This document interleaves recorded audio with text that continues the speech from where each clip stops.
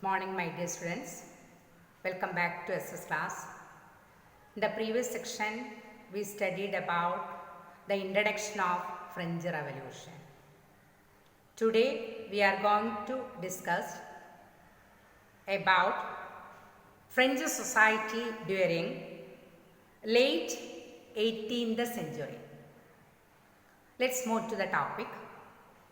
In 1774, Louis XVI of the Bourbon family of kings ascended the throne of France. 1774 Bourbon ഫാമിലിയിലെ Luis 16 ഫ്രാൻസിൻ്റെ രാജാവായി അധികാരമേറ്റു. He was 20 years of old and married to the Austrian princess Marie Antoinette. അദ്ദേഹം 20 വയസ്സുള്ളപ്പോൾ Austrian രാജകുമാരിയായിരുന്ന Mary ആൻ്റോയിനെറ്റിയെ വിവാഹം കഴിച്ചു. Upon his accession, the new king found an empty treasury.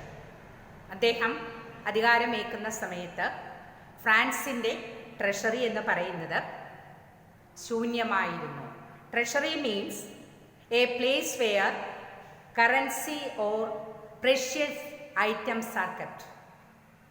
അതായത് currency അതുപോലെ തന്നെ പ്രഷ്യസ് ആയിട്ടുള്ള ഐറ്റംസ് സൂക്ഷിക്കുന്ന സ്ഥലം, അതാണ് ട്രഷറി എന്ന് ഉദ്ദേശിക്കുന്നത്. ഫ്രാൻസിൻ്റെ ട്രഷറി വെൽത്ത് സൂക്ഷിച്ചിരുന്ന സ്ഥലം എം ടി ആയിരുന്നു, ശൂന്യമായിരുന്നു ലൂയിസ് 16 അധികാരത്തിൽ വന്നപ്പോൾ. Upon his succession, the new king found an empty treasury. Why? Because long years of war had drained the financial resource of France. തുടർച്ചയായിട്ടുള്ള യുദ്ധങ്ങൾ ആ സമയത്ത് ഫ്രാൻസിലുണ്ടായിരുന്നു. Long years of war had drained the financial resources of France. ഫ്രാൻസിൻ്റെ financial ആയിട്ടുള്ള അല്ലെങ്കിൽ wealth എല്ലാം ഇല്ലാതായത് തുടർച്ചയായിട്ടുള്ള യുദ്ധം മൂലമായിരുന്നു. Added to this was cost of maintaining an extravagant court at the immense palace of Versailles. അതുകൂടാതെ വെഴ്സായി പാലസ് നവീകരിക്കുന്നതിന് വേണ്ടിയിട്ട് extravagant unlimited spending of money, കൂടുതലായിട്ട് എക്സസ് ആയിട്ട് പണം ചിലവാക്കിയിരുന്നു. Under Louis 16, France help the 13 American colonies to gain their independence from the common enemy Britain. അതുകൂടാതെ 13 American colonies ബ്രിട്ടൻ്റെ കീഴിലായിരുന്നു. ബ്രിട്ടനിൽ നിന്ന് സ്വാതന്ത്ര്യം നേടിയെടുക്കുന്നതിന് വേണ്ടിയിട്ട് ഫ്രാൻസ് അവരെ സഹായിച്ചിരുന്നു. അങ്ങനെ കൂടുതലായിട്ട് എമൗണ്ട് ചിലവാക്കേണ്ടി വന്നു. These 3 reasons for causing empty treasury of France. ഈ 3 കാരണമാണ് ഫ്രാൻസിൻ്റെ ട്രഷറി എം ടി ആകാൻ കാരണം. Long years of war had drained the financial resources of France, the cost of maintaining an extravagant court at the immense palace of Versailles. Immense means huge, വലിയ palace. Under Louis 16, France helped 13 American colonies to gain their independence from the common enemy Britain.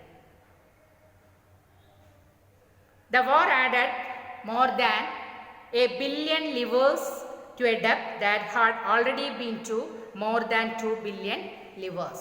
Livres means the currency of France. From 1774 to 1794, the currency of France was livre. 1774 മുതൽ 1794 വരെ ഫ്രാൻസിലെ currency എന്ന് പറയുന്നത് levers ആയിരുന്നു. A billion livres. A billion means 100 crores. അതിനെയാണ് billion എന്ന് പറയുന്നത്, 100 കോടി. ആദ്യം തന്നെ 2 ബില്യൺ ക്രോസ്, അതായത് 200 കോടി ആദ്യം തന്നെ കടമുണ്ടായിരുന്നു. പിന്നീട് അത് കൂടാതെ 1 more billion added. The war added more than a billion livres to a debt that had already risen to more than 2 billion livres.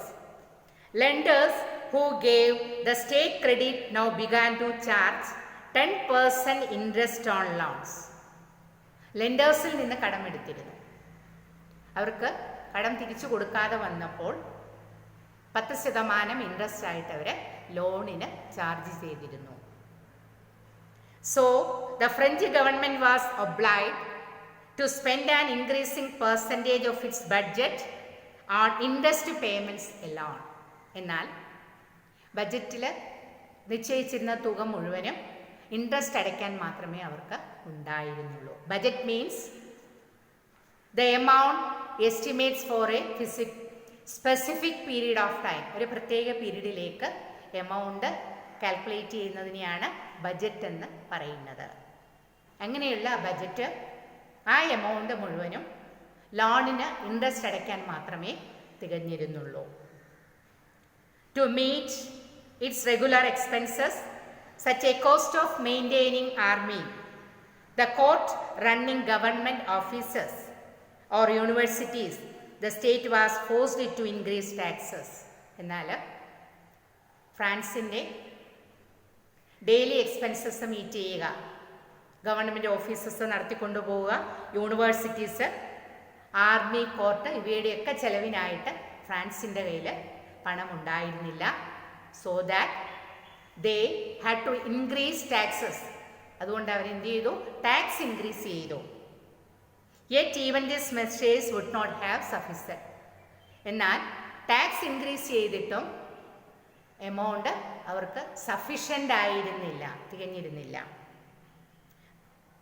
Because French society in the 18th century was divided into 3 estates.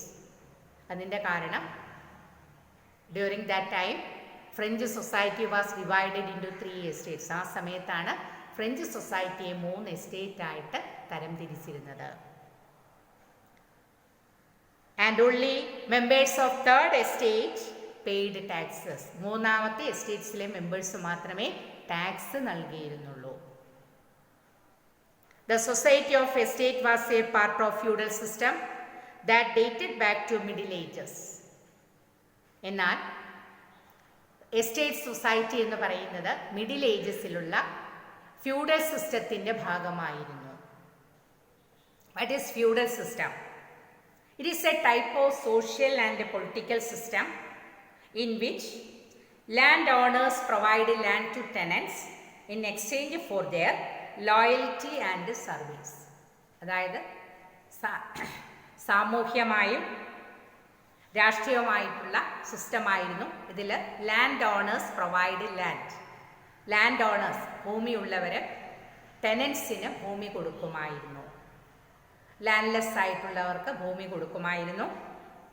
In exchange for their loyalty and services. അങ്ങനെ കൊടുത്ത് അവർക്ക് വേണ്ടിയിട്ട് സേവനം ചെയ്യുമായിരുന്നു.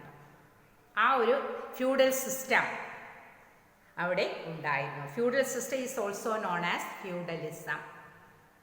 ആ system, feudal system exist in that period. French society was a part of feudal system that dated back to the Middle Ages. The term old regime is usually used to describe the society and institution of France before 1789. 1789 മുൻപുള്ള institution, അതുപോലെ തന്നെ society, ഇവയെല്ലാം അറിയപ്പെട്ടിരുന്നത് old റെഷീം എന്നായിരുന്നു. The term of old regime is usually used to describe the society and institution of France before 1789. Next is how the system of estates in French society was organized. എങ്ങനെയാണ് French society organise ചെയ്തിരുന്നത്?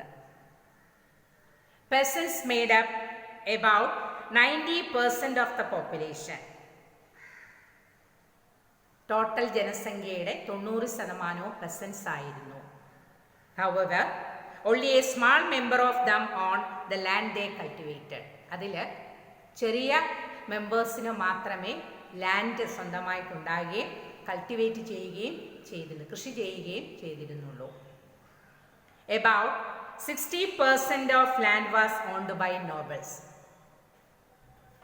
60% of land was owned by nobles, church and other richer members of the third estate. എന്നാൽ 60% land ഉള്ളവരുണ്ടായിരുന്നു. അതിൽ include ചെയ്തിരുന്നത് nobles. Nobles means higher class people. Church and other rich members of third estate. ചർച്ചിനുണ്ടായിരുന്നു, third എസ്റ്റേറ്റ്സിലെ മെമ്പേഴ്സിനും ഉണ്ടായിരുന്നു. The members of first two estates is clergy and nobility. Look children, this picture shows a society of estates. First estates involves clergy. Clergy means priest. Second estate shows nobility. Nobility means high class people, king, queen, landlords, etc. Third estate is divided into 3 categories. Big businessmen, merchants, court officials, lawyers. Second category, peasants and artisans. Third, small